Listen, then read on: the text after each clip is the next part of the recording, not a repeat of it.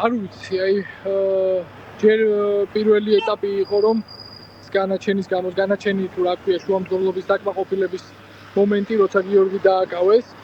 შოკი იყო და ამ შოკიდან გამოსული არ ვიყავი, როდესაც გამოვედი თუ არა სასამართლო დარბაზიდან, მომუარდა მეც ალბათ ერთი 15 ადამიანი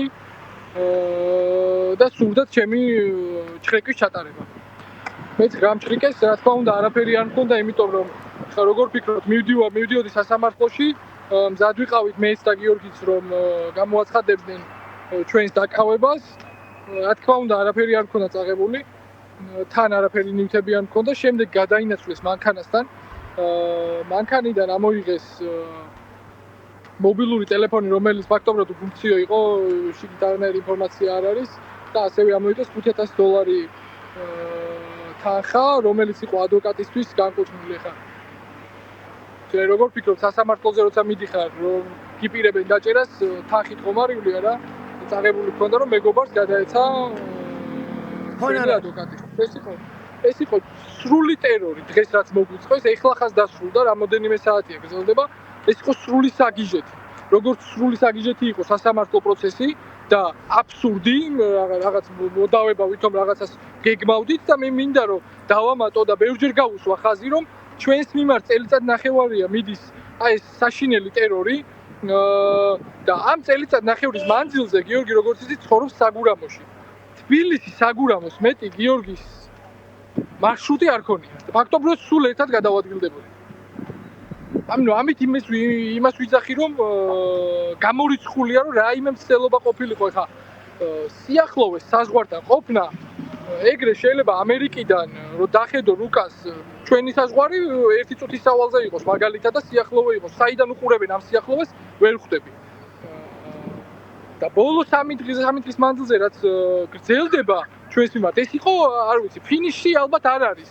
კიდევ გაგრძელდება, მაგრამ რასაც ეძებენ იმას ვერ იპოვიან, ამას დანამდვილებით განუმარტავ აქედანაც და ისე. რას ეძებენ ირაკლი, სანამ ჩავუღრმავდებით ახალ ბრალს თუ ახალ გამოძიებას, რომელიც საზღვრის უკანონო კვეთის მცდელობას ეხება. რას ეძებენ რეალურად და რა უნდათ? იყვნენ თქვენ საცხოვრებელ სახლშიც, თქვენი მშობლების კომენტარებს მოისმენს ჩვენი მაყურებელი, წაიღეს კომპიუტერული ტექნიკა. ბავშვების სკოლის ლეპტოპები წაიღეს, როგორც მაქვს ინფორმაცია. მე ტელეფონი არ მაქვს ჩემი პირადი, ვერ ვკონტაქტობ ვერავისთან და მე ჩავამართვეს ყველანაირი.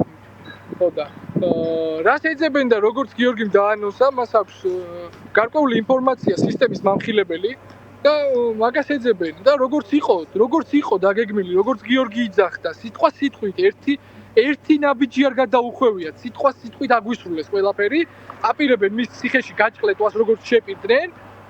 და მინდა აქედან უთხრა რა, ერთი თითითაც მის ღერი ჩამოუვარდება ერთი და ის ინფორმაცია, რომელმაც დიდი ხანია ჩვენი საზღვრები დატოვა, ის ინფორმაცია გახდება საჯარო.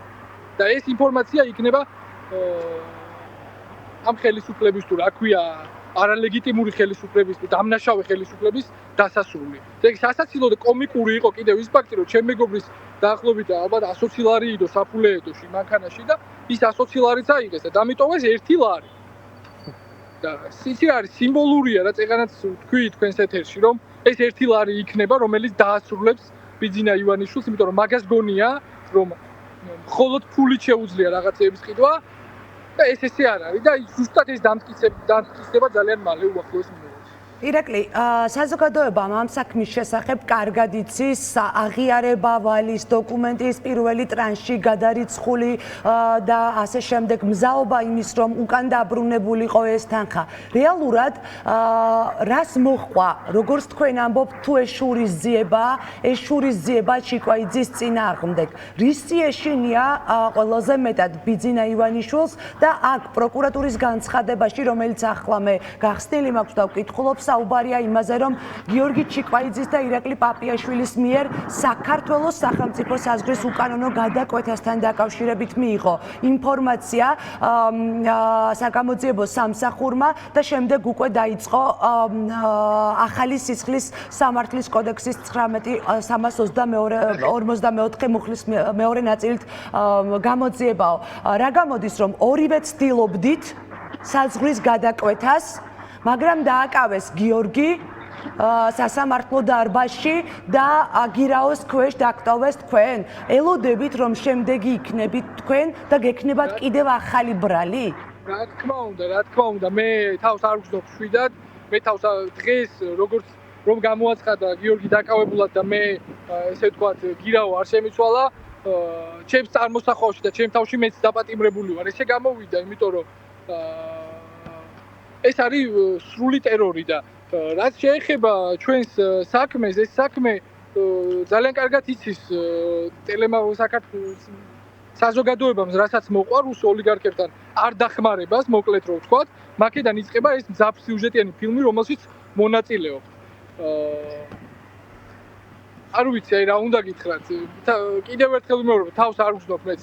შვიდად, რა თქმა უნდა, ისევ გაგრძელდება ჩემზე ზეწოლა, როგორც გიორგიზე. არანაირად რა სისურე ეს არის სრული აბსურდი. ეს ჭირდებოდათ იმისთვის, ეს ბრალი, რომ გიორგი გაეშვა ციხეში, იმიტომ რომ სხვანაირად ფიზიკურად შეუძლებელია გირაოს შეცვლა, ანუ დაირღვეს ეს პირობები. ეს არის აბსურდი, იმიტომ რომ და ამას ამტკიცებს კიდევ ერთი ფაქტი, რომ როდესაც პროკურატურამ ეს შუამდგომლობა დააყენა, ამ შუამდგომლობას ჭირდება რაღაც დოკუმენტი, რაც ამტკიცებს, ხო? ანუ ეგრე მე შემიძლია ნებისმიერი რაღაც დავაბრალო ადამიანს. თუ გამოძიება იყო დაწყებული და თუ ეს ინფორმაცია გქონდათ, რომ საზღვართან ვიმყოფებთ, როგორ იძახიან, აღარ მახსოვს ზუსტად, როგორ ერთი ფაქტი არ წარმოადგინა პროკურატურამ ამის დასადასტურებლად, ხო? ანუ ეს გვაჩვენებს სწორედ იმას, რომ ეს არის აბსურდი და ეს სასამართლომ და რაღაცა ბანდამ დადგა სცენარო, ვითომ აი რაღაცა გიორგი დატოვეს, აი ეს არის სრული ცირკი რა და კომიკურია. მადლობა ირაკლი პაპიაშვილს უსმენდით ჩვენ პირდაპირ ეთერში, რა თქმა უნდა გიორგი ჩიკვაიძის საქმეს ჩვენ გადაცემის